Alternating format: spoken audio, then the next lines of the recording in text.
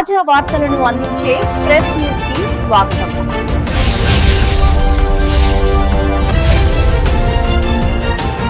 నమస్తే, welcome to press news bulletin. ముందుగా headlines చూద్దాం. తెలంగాణ భవన్ లో బీఆర్ఎస్ నాయకుల ప్రెస్ మీట్. మీడియాతో మాట్లాడుతున్న MP Shri M Raghunandan Rao. Employees and pensioners wing state president Nallamaru Chandrasekhar Reddy press meet. బడుగుల వంచనలో జగన్ మహాగణుడు. గృహ నిర్మాణ శాఖ మంత్రి కొలుసు పార్థసారథి మీడియా సమావేశం. హైదరాబాద్ లో ఎల్లుండి మాంసం మద్యం బంద్. తెలంగాణ భవన్ లో బీఆర్ఎస్ నాయకుల ప్రెస్ మీట్. కళ్యాణ లక్ష్మి తులం బంగారం ఇచ్చేసినామని చెప్తారు. ఇతర రాష్ట్రాల్లో పోయి మొత్తం అమలైపోయింది, రుణమాఫీ మొత్తం అయిపోయింది, టోటల్ చేసినామని చెప్తారు. ఇప్పుడు ఇతర రాష్ట్రాల్లో పోయి తెలంగాణలో 42% రిజర్వేషన్లు ఇచ్చేసినాం, అయిపోయింది. ఇది రోల్ మోడల్, దేశానికే ఇది ఒక రోల్ మోడల్ అని చెప్తారు. ఢిల్లీలో పవర్ పాయింట్ ప్రజెంటేషన్ ఇస్తారు, రాహుల్ గాంధీ గారు చూసి అబ్బా అమలు అయిపోయింది, తెలంగాణ మొత్తం అయిపోయింది, స్కూటీలు వచ్చేసినాయి, నిరుద్యోగ వృత్తి వచ్చేసింది, 42% కూడా రిజర్వేషన్ అమలు అయిపోయిందని. సరే, ఇతర రాష్ట్రాలను మోసం చేయొచ్చు, తెలంగాణ ప్రజలను ఎలక్షన్ కన్నా ముందు చెప్పి మాటలు చెప్పి మోసం చేయొచ్చు, కానీ మళ్ళీ మాత్రం మోసం చేయలేరు. మేము మొదటి నుంచి చెప్తా ఉన్నాం, ఈ బీసీ రిజర్వేషన్ పైన బీఆర్ఎస్ పార్టీ పూర్తి సహకరిస్తుంది. ఏకపక్షంగా పూర్తి ఏకగ్రీవంగా అసెంబ్లీలో తీర్మానం కూడా చేయడం జరిగింది. మేము కట్టుబడి ఉన్నాం, మీరు ఇస్తానన్న 42% రిజర్వేషన్ ఇవ్వండి, మీరు రమ్మంటే ఢిల్లీకి వస్తాం, ధర్నా చేయమంటే ధర్నా చేస్తాం, ప్రధానమంత్రి కలుద్దామంటే ప్రధానమంత్రి కూడా కలుద్దాం, ప్రెసిడెంట్ ఆఫ్ ఇండియాని కలుద్దాం, ఈ విషయంలో అందరం కలిసి చేద్దామన్నారు. కానీ ఏనాడు కూడా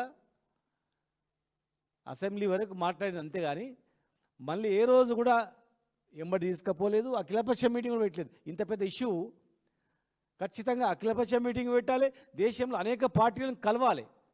తెలంగాణ రాష్ట్రం సాధించడంలో ఒక్క ఎంపీగా ఉండి కేసీఆర్ గారు ఇట్లా చేసిండో, దాదాపు 270-80 మంది ఎంపీలు ఉన్నటువంటి కాంగ్రెస్ పార్టీ కూటమి ఖచ్చితంగా అందరిని కలిపితే ఈజీగా అయిపోయేది. కానీ ఇచ్చే ఉద్దేశం లేదు కనుక ఎవరిని కలవలేదు, ప్రధానమంత్రిని కలవలేదు, ప్రెసిడెంట్ ఆఫ్ ఇండియాని కలవలేదు, ఏ పార్టీలను ఒప్పించలేదు, అఖిలపక్షం ఇక్కడ పెట్టలేదు, అక్కడ పెట్టలేదు. అసెంబ్లీలో తీర్మానం చేసి ప్రెసిడెంట్ ఆఫ్ ఇండియాకి పంపినరు, మళ్ళీ రోజు పోయి ధర్నా చేసిర్రు, కానీ ప్రధానమంత్రిని కలవలేదు. ఉట్టి ధర్నా చేసి మీడియాతో మాట్లాడుతున్న MP Shri M Raghunandan Rao. Audio check. Media మిత్రులకు నమస్కారం.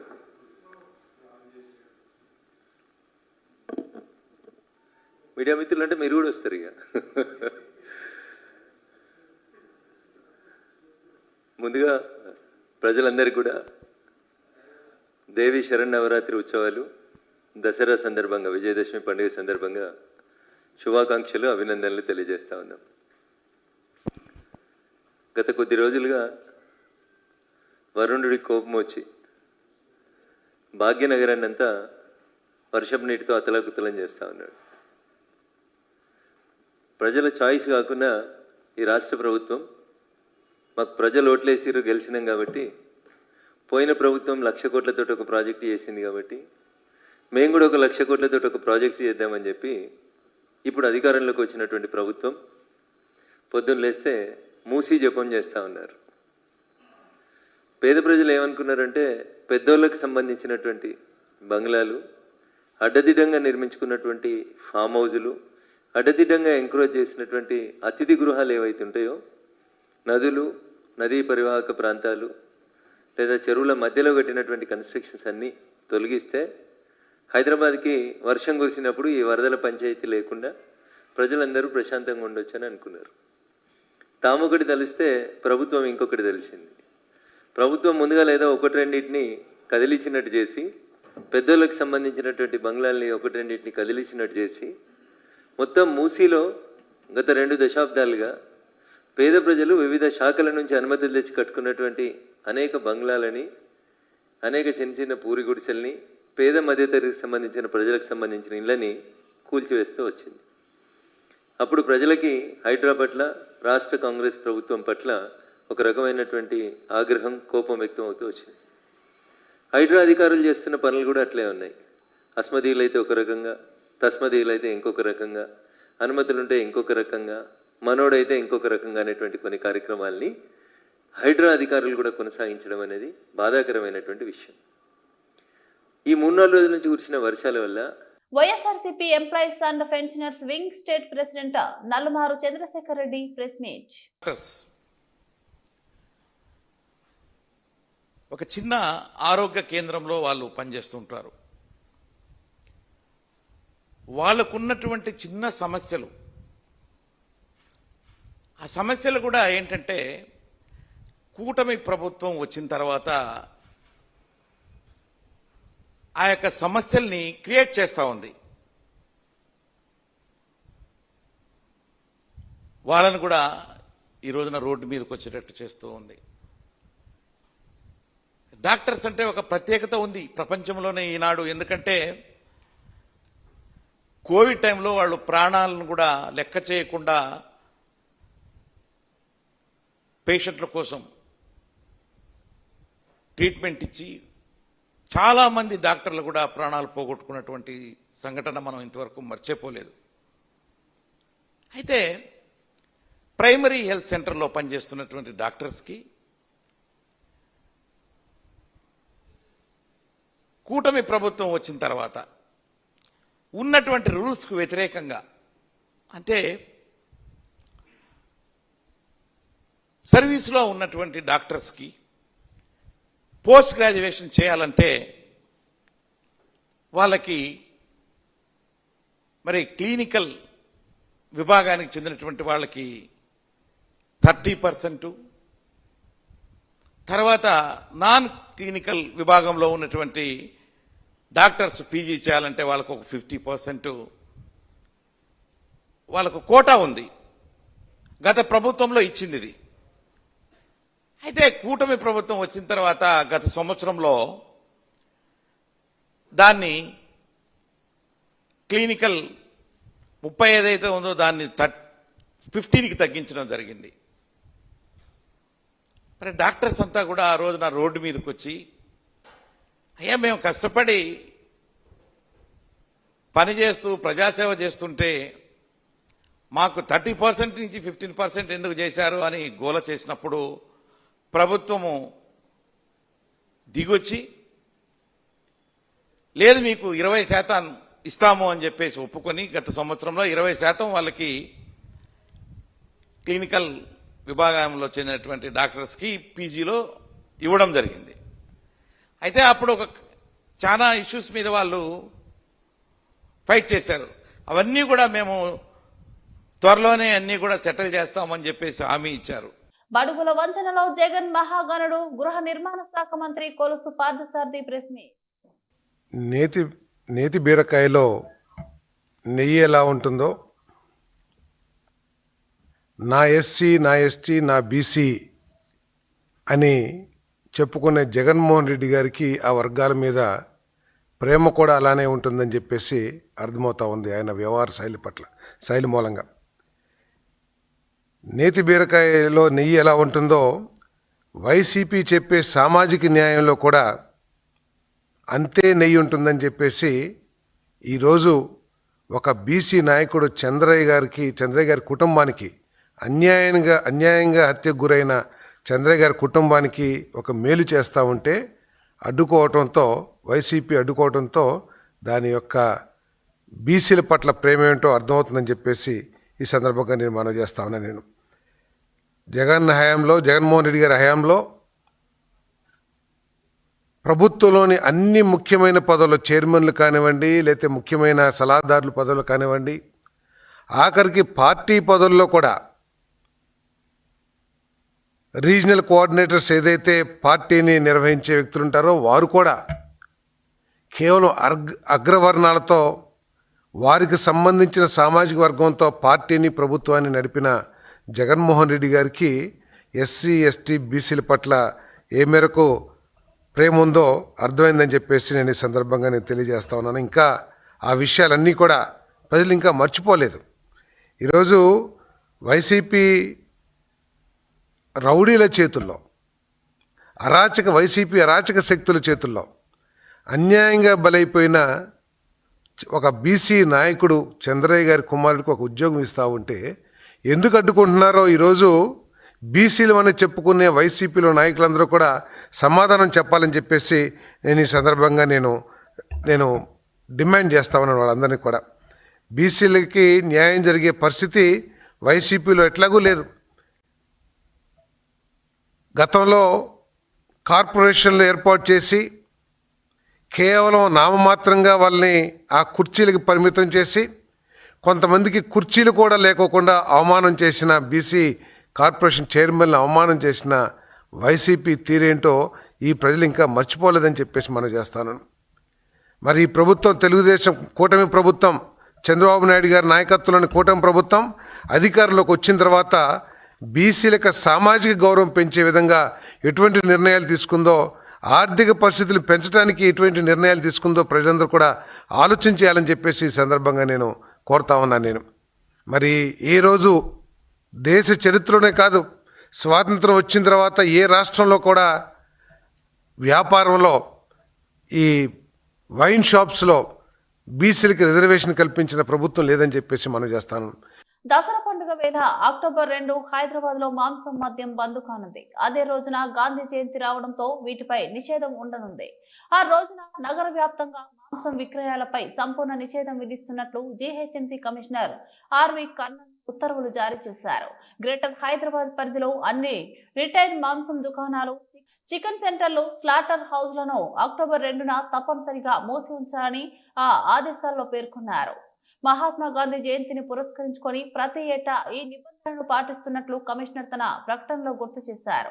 జీహెచ్ఎంసీ చట్టం 1955 సెక్షన్ 533B కింద స్టాండింగ్ కమిటీ చేసిన తీర్మానం ప్రకారంలో ఈ నిర్ణయం తీసుకున్నట్లు ఆయన వివరించారు. ఈ ఉత్తర్వులను కఠినంగా అమలు చేయాలని, నిబంధనలు ఉల్లంఘించిన వారిపై చర్యలు తీసుకోవాలని సంబంధిత అధికారులను ఆదేశించారు. సాధారణంగా దసరా పండుగ రోజు మాంసం అమ్మకాలు అత్యధికంగా ఉంటాయి.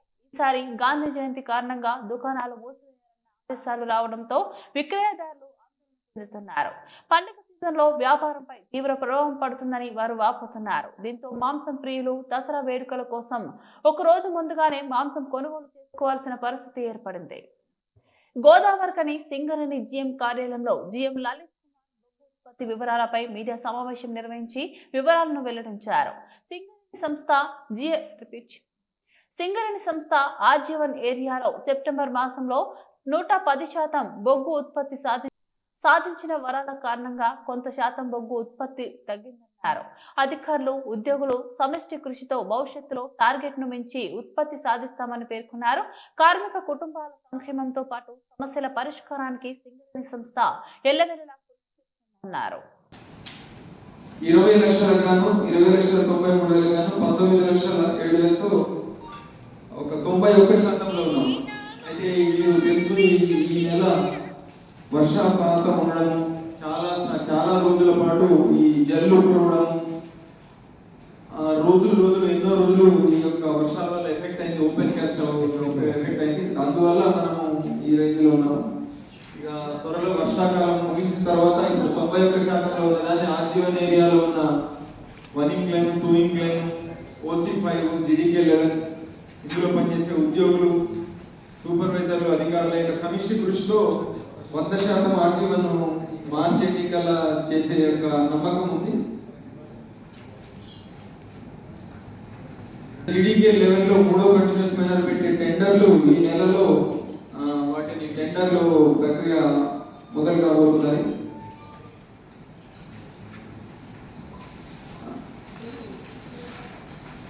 అట్లనే ఈ స్కిల్ డెవలప్మెంట్ సెంటర్లో 2 కొత్త బ్యాచ్లు స్టార్ట్ అయినాయి.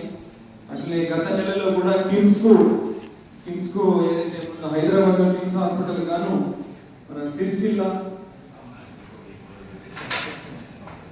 ట్రైనింగ్ కొంతమంది అమ్మాయిలు వాళ్ళ ట్రైనింగ్ పొందుతున్నారు. ఈ యొక్క షాపింగ్ కాంప్లెక్స్ పనులు అనుకున్న వల్ల కొంత ఎఫెక్ట్ అయ్యాయి. ఆల్రెడీ పనులు వేగవంతంగా నడుస్తున్నాయి. అట్లే మేడిపల్లి సిలో ఏదైతే పంపుడు స్టోరేజ్ ప్లాంట్ కోసము చైర్మన్ బలరాం సార్ యొక్క ఆదేశాల మేరకు దాన్ని త్వరితగతిన ఈ వ్యాప్కోస్ కంపెనీ వాళ్ళు డీటెయిల్డ్ ప్రాజెక్ట్ రిపోర్ట్ చేసే పనులు కూడా వేగంగా నడుస్తున్నాయి. వారితో చర్చలు జరపడం జరుగుతుంది. టెక్నికల్ గా అతి తొందరలోనే వారు కూడా డీటెయిల్డ్ ప్రాజెక్ట్ రిపోర్ట్ ఇస్తామని వారు స్టడీ చేస్తున్నారు. అట్లే ఈ యొక్క డెవలప్మెంట్ సెంటర్ ద్వారా ఒక వాల్వో ట్రైనింగ్ బ్యాచ్ ఒకటి ఇవ్వడం జరిగింది. మళ్ళీ త్వరలోనే ఓన్లీ గోదావరి కానీ ప్రాంత యువత కోసం ఒకటి వాల్వో ట్రైనింగ్ పెట్టే ఆలోచన ఉన్నది. ఇంకొకటి మన రామగుండం ఏరియా హాస్పిటల్లో ఒక సూపర్ స్పెషాలిటీ వైద్య సేవల యొక్క క్యాంపు అక్టోబర్ 10వ తారీఖు ఉండబోతున్నది. అందులో గుండెకు సంబంధించింది, న్యూరాలజీ నరాలకు సంబంధించింది, ఇట్లా వివిధ స్పెషలిస్టులు రాబోతున్నారు. కాబట్టి యొక్క అవకాశాన్ని ఉపయోగించి RG123 అడ్రియాల ఈ దగ్గర ప్రాంత సింగరేణి ఉద్యోగులు ఏదైనా ఇబ్బందులు ఉన్నట్టయితే దాంట్లో రిజిస్ట్రేషన్ చేసుకోవాల్సి ఉంటుంది. అది రిజిస్ట్రేషన్ చేసుకోవాల్సిందిగా కోరుతున్నాం. సింగరేణి ఉద్యోగులకు, వారి కుటుంబ సభ్యులకు, అట్లే రామగుండం పట్టణ ప్రాంత ప్రజలకు, వారి కుటుంబ సభ్యులకు, ప్రెస్ మిత్రులకు, వారందరి కుటుంబ సభ్యులకు కూడా అడ్వాన్స్ గా దసరా శుభాకాంక్షలు తెలియజేస్తున్నాం. Singareni colonies RG1 area management తరఫు నుంచి ఈ యొక్క పండుగ మంచిగా జరగాలని, అమ్మవారి ఆశీస్సులు అందరి మీద ఉండాలని, అందరూ కుటుంబ సభ్యులు అందరూ చల్లగా ఉండాలని భగవంతుని ప్రార్థిస్తున్నాం. Thank you. ఏ తండాలో చూసినా ఒక విజయ కథ ఉంటుందని గౌరవ మహబూబ్ నగర్ ఎమ్మెల్యే ఎన్ఎం శ్రీనివాసరెడ్డి అన్నారు. ఎమ్మెల్యే క్యాంపు కార్యాలయంలో ఏర్పాటు చేసిన పాత్రికేయుల సమావేశంలో ఆయన మాట్లాడుతూ గిరిజనులకు రిజర్వేషన్ అమలైన రోజే 3 కోట్ల రూపాయలతో గిరిజన భవన్ నిర్మాణానికి జీవో విడుదల కావడం సంతోషంగా ఉందన్నారు. ఈ సందర్భంగా రాష్ట్ర ముఖ్యమంత్రి శ్రీ రేవంత్ రెడ్డి గారికి గిరిజన భవన నిర్మాణానికి అనుమతులు ఇచ్చిన రాష్ట్ర మంత్రి అట్లూరి లక్ష్మణ్ కి ధన్యవాదాలు తెలియజేశారు. ఎన్నో ఏళ్ల పోరాటాల ఫలితంగా 1976లో ఇందిరాగాంధీ ప్రధానమంత్రిగా ఉన్న సమయంలో గిరిజనులకు విద్యా ఉద్యోగ రిజర్వేషన్ అమలు చేశారని, దాని ఫలితంగా ఎంతో మంది గిరిజనులు ఉన్నత పదవులు నిర్వహించారని ఆయన చెప్పారు. 3 అంతస్తులో నిర్మాణం చేస్తున్న గిరిజన భవన్ లో 1 అంతస్తులో విద్యార్థులు చదువుకోవడానికి మంచి గ్రంథాలయాన్ని ఏర్పాటు చేయాలని ఆయన సూచించారు. గ్రంథాలయం ఉంటే యువతకు ఎంతో మేలు జరుగుతుందని ఆయన చెప్పారు. ఈ పోరాటాలతోటే తండాలు గ్రామ పంచాయతీ అయ్యాయని, మీ తండాలలో మీరే పాలన చేస్తున్నారంటే అది మీరు చేసిన పోరాట ఫలితమే అని ఆయన గుర్తు చేశారు. గిరిజనుల అభివృద్ధి కోసం రాష్ట్ర ప్రభుత్వం అనేక సంక్షేమ పథకాలు అమలు చేస్తుందని, అందులో భాగంగా ప్రతి తండాకు రవాణా వ్యవస్థను ఏర్పాటుకు కృషి చేస్తున్నామని, రేషన్ కార్డులు లేని అర్హులైన ప్రతి ఒక్కరికి రేషన్ కార్డులు ఇచ్చామన్నారు. ఈ తండాలలోనే రేషన్ షాపుల ద్వారా సన్నబియ్యం పంపిణీ చేస్తున్నామని ఆయన తెలియజేశారు.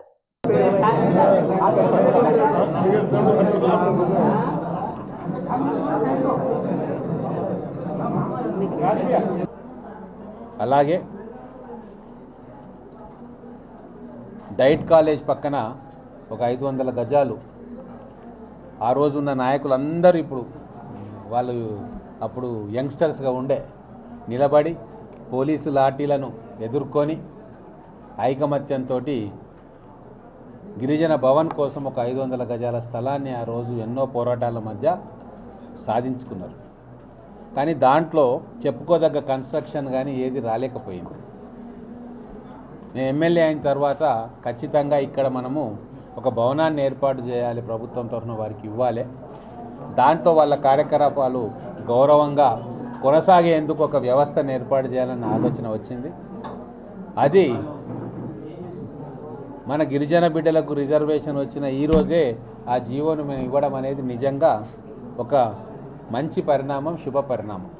కాకపోతే ప్రస్తుతానికి అది గిరిజన భవన్గా 3 అంతస్తులతోటి 3 కోట్ల రూపాయలు ప్రభుత్వం శాంక్షన్ చేయించి జీవో ఇచ్చింది.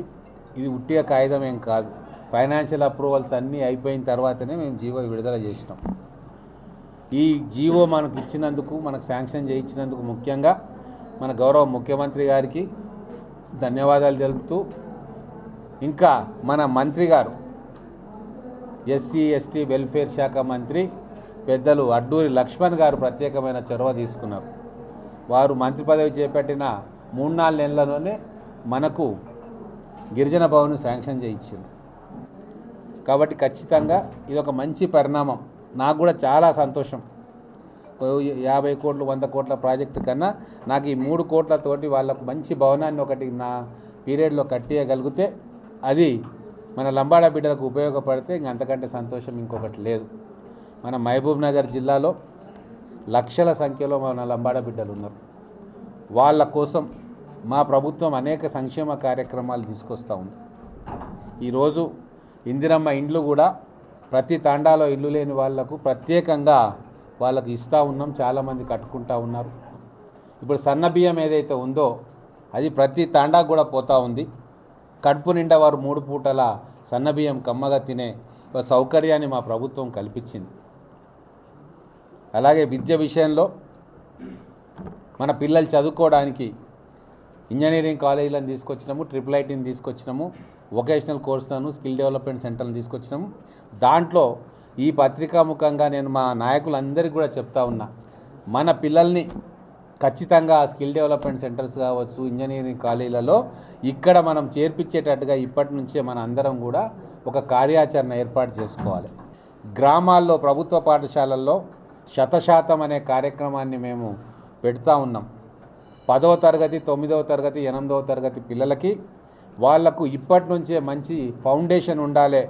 వాళ్ళు రేపు ఎంసెట్లో కానీ లేకుంటే 10వ తరగతి పరీక్షలు, ఆ తర్వాత ఎఫ్సెట్, నీట్లో, ఆ తర్వాత పీజీలలో మంచి కోర్సులలో అడ్మిషన్స్ తీసుకొని వాళ్ళు మంచి ర్యాంకులతోటి మంచి మార్కులతోటి పాస్ కావాలి. దానికి ఫౌండేషన్ ఇప్పటి నుంచే వేయాలని చెప్పి 100% అనే కార్యక్రమాన్ని మేము మొదలుపెట్టినాం.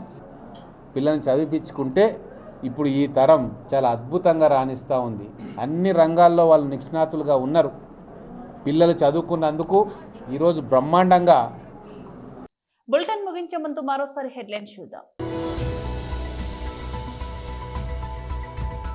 తెలంగాణ భవన్లో బీఆర్ఎస్ నాయకుల ప్రెస్ మీట్.